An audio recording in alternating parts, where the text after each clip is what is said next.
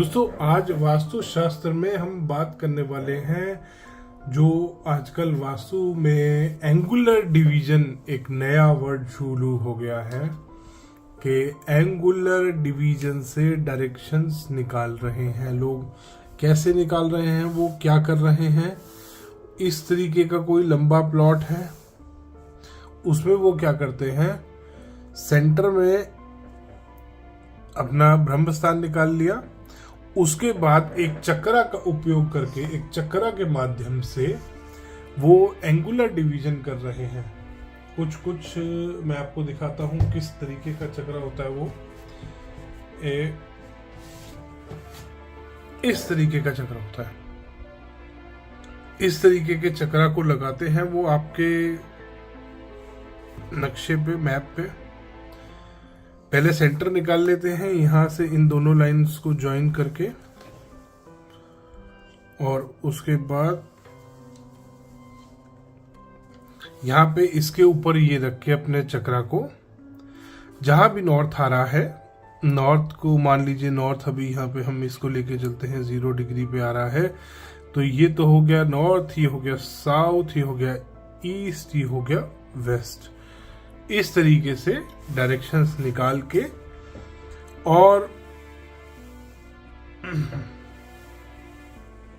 ये डायरेक्शंस निकाल ली, ये हो गया नॉर्थ, ईस्ट, साउथ और ये वेस्ट। इसमें एंगुलर इसको डिवीजन करते हैं। अब ये कहते हैं कि इसके 45 डिग्री पे, ये जो 45 डिग्री, मान लीजिए 0 डिग्री नॉर्थ आ रहा है यहाँ पे, इसके 45 डिग्री यहां आएगा, ये नॉर्थ ईस्ट बनेगा, और 135 डिग्री साउथ ईस्ट ये बनेगा। ये इस तरीके से दिशाएं निकालते हैं।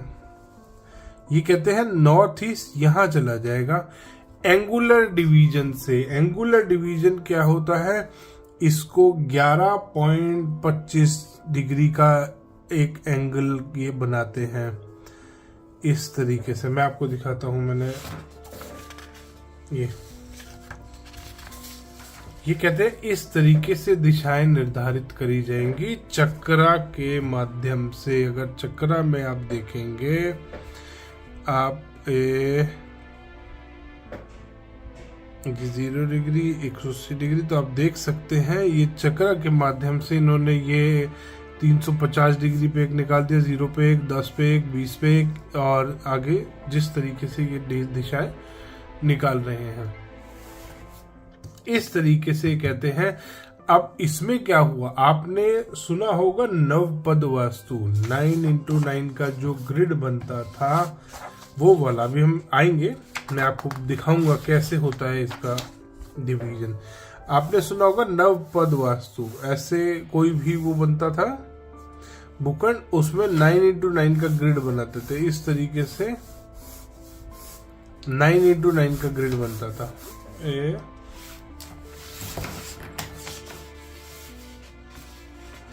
ये रेक्टेंगुलर प्लॉट में मैंने निकाल के रखा दिखाने के लिए आप सभी को। इसको ये इसमें कहीं पे भी एंगुलर डिवीजन नहीं है। जो ये वो है जो वेदों में दिया हुआ है, ये कोई मेरा बनाया हुआ नहीं है। ये स्क्वायर प्लॉट का है, ये आप देख सकते हैं। इसमें जब हम सेंटर से वो निकालेंगे, ये सेंटर आ गया, यहां नॉर्थ ईस्ट आएगा, ये सही है, ऐसे ही आएगा। इसी तरीके से होगा, इसी तरीके से इसमें भी होगा। ये सेंटर आ गया, यहां से जब आप नॉर्थ ईस्ट निकालेंगे तो ये आएगा, ना कि ये आएगा। ये नहीं आएगा। इसमें एक साइड तो आपके कितने पद आए, मान लीजिए इसको भी एक पद काउंट कर लूं मैं, 1 2 3 4 5 6, ये 6 पद आए। ये भी पूरा नहीं आया वैसे। और इस साइड कितने पद आए, 1 2 3 4 5 6 7 8 9 10 11, 12, ये मतलब 12/5 का इन्होंने VPM बना दिया, वास्तु पद मंडल। वास्तु पद मंडल क्या होता है, अब मैं दिखाता हूं आपको वास्तु का एक बहुत बढ़िया और बहुत बड़ा ग्रंथ जिसका नाम है विश्वकर्मा प्रकाश। ये देखिए, शायद दिख रहा होगा आप सभी को। ये मेरी बुक में थोड़ा सा मिसप्रिंट है, यहाँ नॉर्थ है, यहाँ साउथ है। ये शिखी दिति, ये आ रहा है ना नॉर्थ ईस्ट वाले देवता। ये एक रेक्टेंगुलर ग्रिड बना के दिखाया गया है कि वास्तु में पद विन्यास कैसे होता है। ये 45 देवता इन्होंने मार्क करे हैं कि पूरे आपके जो भवन है, आपका जो प्रमाइस है, प्लॉट है या पूरा घर बना हुआ है, उसमें 45 देवता कैसे विराजमान होंगे। ये विराजमान हैं सारे 45 देवता। ये सारे रेक्टेंगुलर ग्रिड बना हुआ है। ये आ रहा ईशान कोण, ईशान कोण में शिखी है, शिखी ईशान कोण में आ रहा है। और ये यहां से जब हम देखेंगे कौन सा नंबर है सेंटर से, ये सोम का पद सेंटर वाला हो गया। इसका ये 1 2 3 4 5, ठीक है, ये 5वां पद है ना, सेंटर सोम को लिया है इन्होंने। आप देख सकते हैं सोम को सेंटर लेके ये 5वां पद आ रहा है, 1 2 3 4 5। और इनका N5 कहाँ आ रहा है आप देख सकते हो, यहां आ गया इनका N5। या मैं इसको सेंटर भी मान लूं, मान लीजिए मैं इसको मान लूं कि ये सोम का पद इनका इस तरीके से कट कर रहा है, N4 और N5, ये सोम का पद है। अगर मैं इसको 1 मानूं, इसको मैं 2 मानूं, इसको मैं 3 मानूं, तो 3 ही पद आए। तो आप देख सकते हैं कि ये वाला मेथड 100% गलत है। एक महान आदमी ने, एक महानुभाव ने ये अपनी बुक में दे रखा है मिसगाइड करने के लिए। जबकि दिशाएं इस तरीके से, चाहे ये ऐसे हो, अगर मान लीजिए यहाँ पर नॉर्थ आ रहा है, यहाँ ईस्ट आ रहा है, यहाँ साउथ आ रहा है, यहाँ वेस्ट आ रहा है, अगर ये इस तरीके से भी होगा तो भी नॉर्थ ईस्ट यहाँ रहेगा, ये बनेगा नॉर्थ ईस्ट। अगर ये नॉर्थ होगा, ये ईस्ट होगा, ये साउथ होगा, ये वेस्ट होगा, तो नॉर्थ ईस्ट यहाँ बनेगा। ऐसे कभी नहीं बना करते पद। ये इतना बड़ा गलत और ब्लंडर इस आदमी ने कर दिया है, इसने वेदों को गलत साबित करने की कोशिश करी है।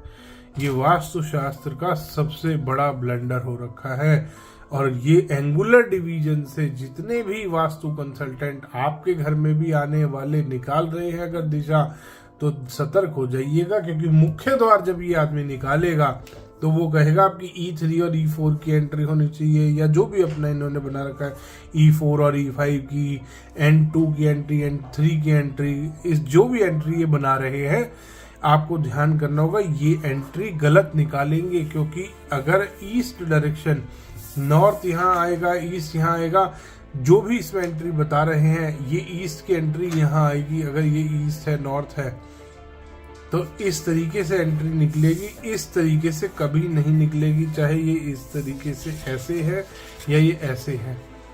अगर मैं इसको ऐसे भी मान के चलूं, इसको नॉर्थ मानूं, तो ईस्ट में 3rd पद की एंट्री यहाँ और यहाँ मिलेगी 3rd और 4th की, यहाँ सेंटर में नहीं मिलेगी 3rd और 4th की एंट्री। तो दोस्तों, अगर एंगुलर डिवीजन से आपके भी घर में किसी कंसल्टेंट ने दिशाएं निकाल दी हैं, दिशाएं निर्धारित कर दी हैं, तो सतर्क हो जाइए, उसने आपके घर का वास्तु 100% गलत किया है। सही वास्तु ये है जो वेदों का वास्तु है, जो वेदों में दिया हुआ है। आप कोई भी वास्तु की बुक उठा लीजिए, वास्तु रत्नावली ले लीजिए, विश्वकर्मा प्रकाश ले लीजिए, मानसार ले लीजिए, कोई भी वास्तु की बुक उठा लीजिए, सब में ये वाला मेथड दिया है।